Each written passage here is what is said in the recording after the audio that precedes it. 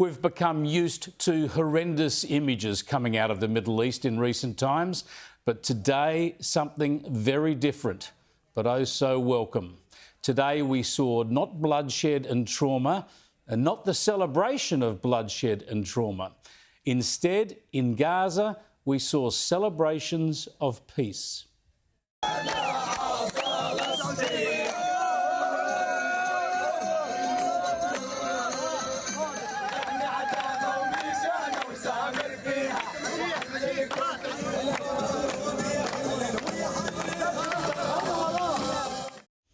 And today, and we hope for much longer, the people of Israel were able to celebrate the same news, an optimistic and unusual synchronisation of emotions in Israel and in the Palestinian territories.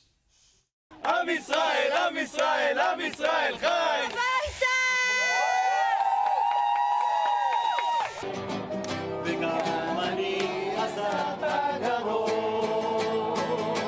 זה דמעות של אושר, של התרגשות, חיים שלי. חיים שלי. וואי, וואי. After 2 years of this brutal Gaza war, deliberately started by the unspeakable atrocities of Hamas on October the 7th, 2023, the key moment for peace came down to this note to US President Donald Trump and this revelation. To find the criminal conspiracy. Okay. I'm just given. I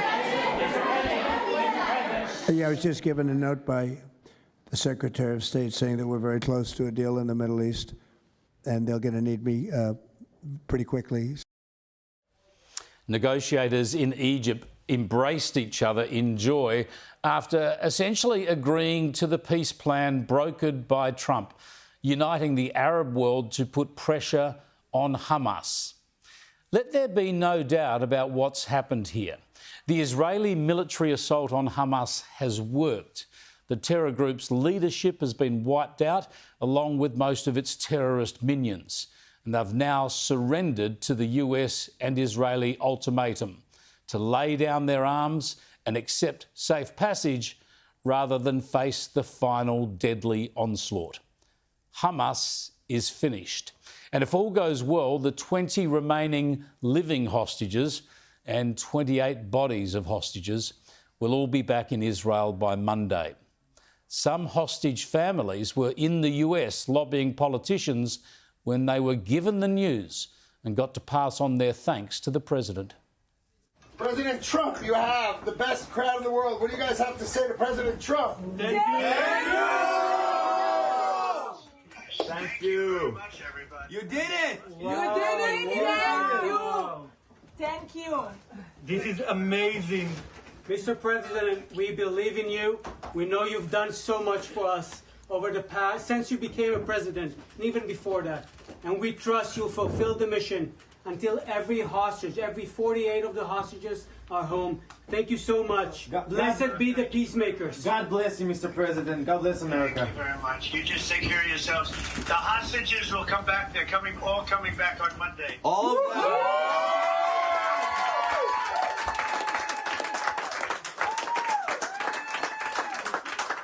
Thank you, sir. Thank you. Have fun. So long. Goodbye.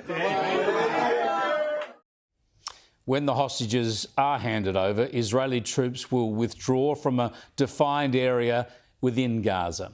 And in subsequent stages, if disarmament proceeds as planned, the IDF will pull right back to the Gaza borders, and plans for a civilian authority to run Gaza will be put in place, relieving the population there from almost 2 decades of rule by the brutal Islamist extremists of Hamas. We have every right and every duty, really, to be very wary about what lies ahead. But there is the prospect of a broader new dawn in the Middle East because of the plan to rebuild Gaza, because of the removal of Hamas, because of the way Hezbollah and Iran have been neutered, and because of the way Trump has won over the Arab countries, an extension, really, of his brilliant Abraham Accords in his first presidency. Well, Iran was about 1 month, maybe 2 months away from having a nuclear weapon.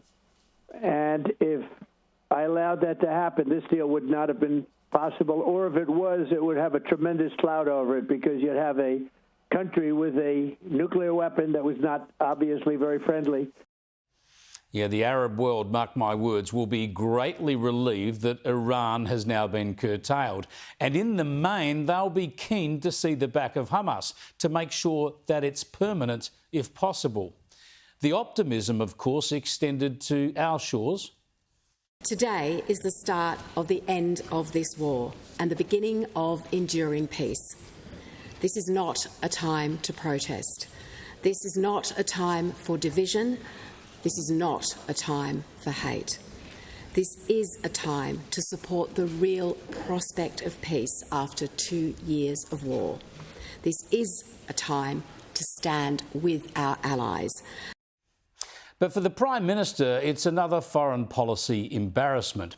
He's demonised and abandoned Israel over the past 2 years. And he's called for ceasefires repeatedly at times that would have left the Hamas leadership in place and a very powerful Hamas still in control of all of Gaza. And it would have left Iran on track to produce nuclear weapons and left a Hezbollah army and armoury poised on Israel's northern border. Thank goodness no one listened to Albanese and the other Israel critics. But Albanese also broke with the US on Israel policy, and he broke with the US over recognition of a non-existent Palestinian state.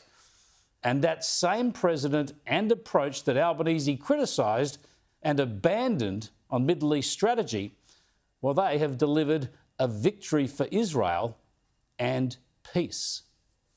Throughout this devastating conflict, Australia has consistently been part of the international calls for a ceasefire, for the return of hostages and for the flow of humanitarian aid to Gaza. We've always acknowledged that the leadership of the United States of America, together with the Arab League, is vital to achieving these goals. Yeah, he's been irrelevant. Albanese, like Keir Starmer in the UK and Emmanuel Macron in France and others, well, they've been left exposed now as noisy and unhelpful pacifists and critics of Israel. Others have done the hard yards of defeating extremism and finding a worthwhile path to peace. Back in Australia, the real anarchy of the so-called pro-Palestinian protesters has been exposed. They pretend to be in favour of peace but have never campaigned for it. They've never tried to pressure Hamas for peace or campaigned for the release of hostages. No, all they've done is demonise Israel. And today in court, they've had their Opera House protest rejected on public safety grounds. But the more important question is why, with a peace plan now being enacted, being put in place as we speak, why would they protest? What are they going to protest about on Sunday now?